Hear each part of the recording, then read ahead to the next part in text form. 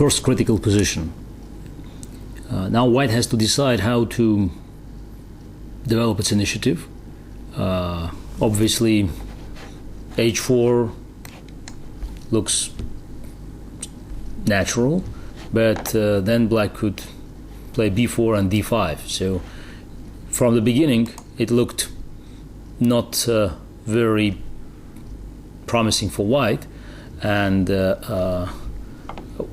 that's why they were sticking with bishop d3. Just a solid move, continuing development, keeping all the options open. h4, g5, it's one of the plans, or rook goes on e1, and then maybe f4, e5, knight d5. So a lot of typical Sicilian sacrifices and advances. But now, after many games were played, we already know that bishop d3 might be considered a second-rate move. Also, white had some crushing victories on the record, and as I already said, I suffered quite a painful defeat when first faced this line against Nigel in '86. So knight e5 looks also quite natural. White bishop goes on d3, black knight goes on e5, and with pawn on g4 hanging, f4 is not yet possible, and in any moment the knight can either take on d3 or to move on c4. But now b4, which was not considered to be a good advance earlier, because after knight c2, d5, e5, black always took on d5 with a knight, very natural. Knight takes d5, but then knight e6, f6, bishop g6, and this position after knight f4 offered white a very strong attack. It's one of the typical ideas for the line with bishop d3, because playing h6, black weakened square on g6, and obviously white is always keeping an eye on this chance to take on e6 with a knight sacrifice, bishop g6 check, and continue the attack against black king in the center. But taking on d5 with the bishop changed the evaluation. After knight f4, knight e5, black has nothing to worry about, and I think that's one of the simplest ways to neutralize the bishop d3. Also, after knight e5, rook h1, there is a good line played by Gelfand, queen a5.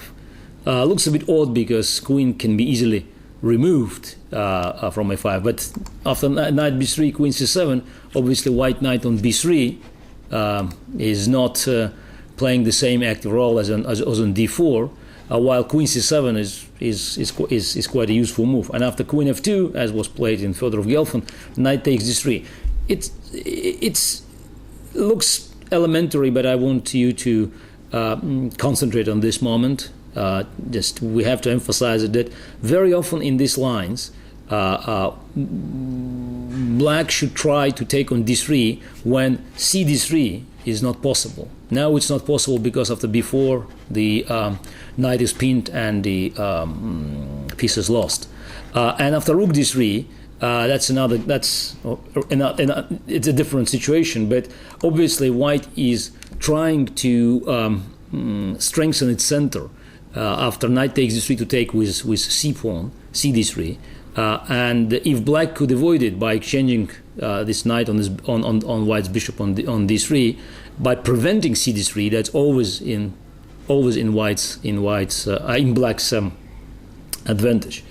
So queen a5 is another interesting line, because then after king b1, before knight c2, d5, black organizes this breakthrough in the center, and white pieces are not well developed to benefit from some advantage in its development. So white pieces are not located well to use its concentration on the central square, and I think that black quite easily resolves its opening problems. But again, at that time, it was all yet to be found.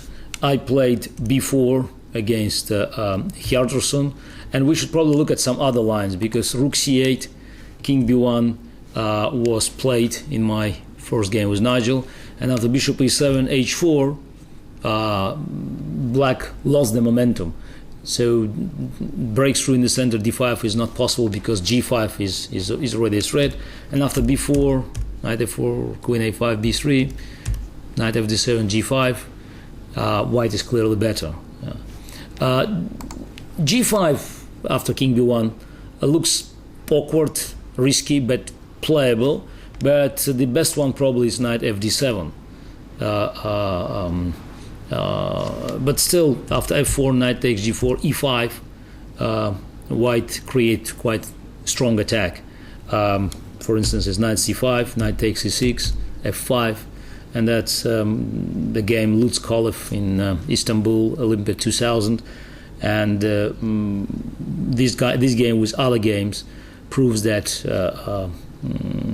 white has pretty strong attack. Again, typical, knight takes e6, even when black has two options, but obviously f takes e6 is not good, knight e6, f5, and let's look at this development of the game. King b1, black has an extra pawn, but white has very promising initiative. b4, that's a line I prepared in 1988, and I had in mind this the combination that happened in this game. Knight a4, d5, e d5, knight takes d5.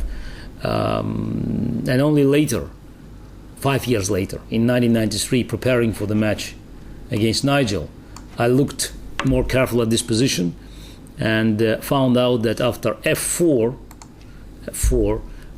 black might suffer.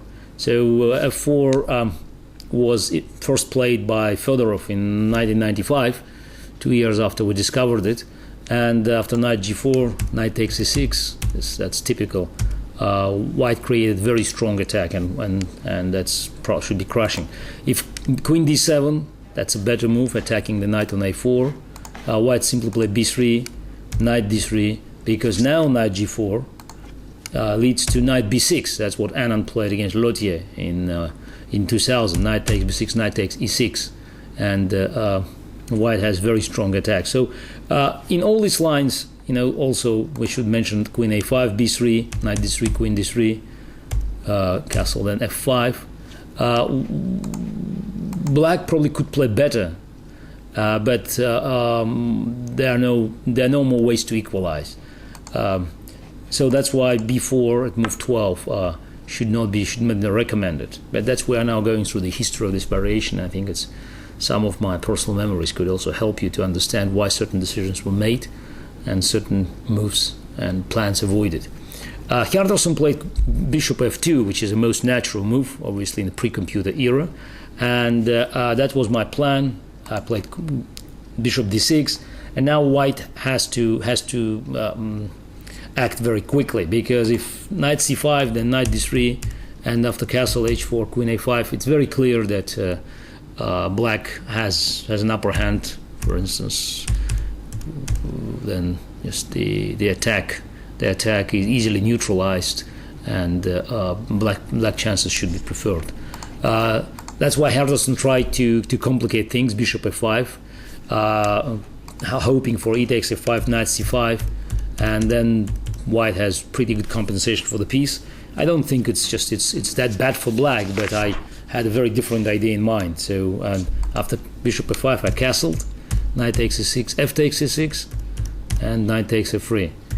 Bishop takes f3, bishop takes f3, bishop b6. That's a natural move and the best one, because after queen takes d6, bishop d1, it's a similar endgame, but it's worse for white, because this black's bishop, light square bishop is more active, and it's more difficult for white to defend. And then after bishop b6, bishop takes d1. That was my idea. Bishop d8, rook a d8, and Hjartarson decided to return his extra queen. then later, already with help of the computer, by preparing this another volume of my chess series, so it's what I call volume 6, this revolution of the 70s, I found out that after queen g2, bishop f3, queen h3, which is much better than queen g1, that's what I considered in 1988, well, almost 20 years ago. Bishop e2, white is in trouble, rook f2, rook f8. But queen h3, bishop f4, rook e8, and now queen h4. That's the move that I missed in 88, because after a3, rook e1, and this is the two bishops are totally dominating the board, and together with the rook delivering the final blow to the white king.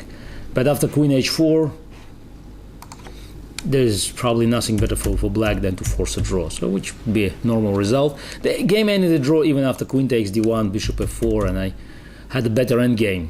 But probably I was so much satisfied with this great opening idea that didn't push hard, and eventually Hjartarson, without great difficulties, saved the game.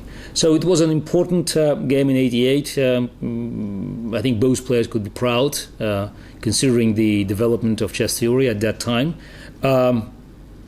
But eventually, when black found so many ways of countering plan with bishop d3, we already mentioned 2 here with 11 before or 12 queen a5.